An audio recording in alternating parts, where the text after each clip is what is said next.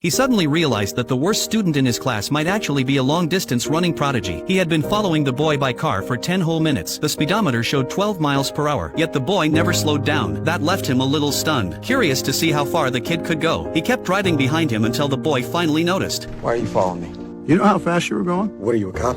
Can I give you a lift? No. But you can quit following me. As he watched the boy walk away, Jim fell into deep thought. The kid he just saw might really be something special. Back home, Jim started digging through old records. He compared times from previous state competitions, and the results shocked him. At that pace, the boy could easily rank among the top 10 runners in the entire state. And that's without proper running shoes. With the right gear, he might even be a champion. Jim felt like he had just discovered buried treasure. As a PE teacher and coach, finding a champion could change everything for him. His reputation, his pay, even his entire life. He could finally leave this small, forgotten town. This was Mcfarland, one of the poorest places in California. The only reason Jim ended up here was because he had no other choice. He used to be a promising coach, but after accidentally injuring a player during a game, he was fired and labeled as hot-tempered. No school wanted him anymore. Desperate for a job, he moved his entire family to this dusty little town. They were used to city life, so everyone struggled to adjust. There wasn't even a proper restaurant around. Not a single place selling burgers, just tacos and burritos. Crime was bad, and Jim never felt safe. He hated everything about this place and wanted to leave that very day, but no other school would take him, so he had no choice but to stay and teach here. On his first day, he discovered just how undisciplined the students were. When he told them to warm up, 3 of them simply walked off, saying they had to go home to work on the farm. Jim didn't expect much anyway. He barely cared about the class, just told the rest of them to jog a few laps and called it a day. But that's when he noticed something strange. These kids were good at running. Still, he didn't think much of it. Until one evening, driving home, he saw Thomas. The boy was running at 12 miles per hour again. Jim couldn't believe it. At that speed, Thomas could run a mile in 5 minutes. The world record for marathon pace was just slightly faster. Thomas was a rare talent. For the first time in a long one, Jim felt a spark of hope. If he could bring these runners together, form a cross-country team, and lead them to victory, he might become respected coaching it. Maybe he'd find a better job elsewhere. He went straight to the principal with his idea, but the principal wasn't interested. There was no funding. That didn't stop Jim.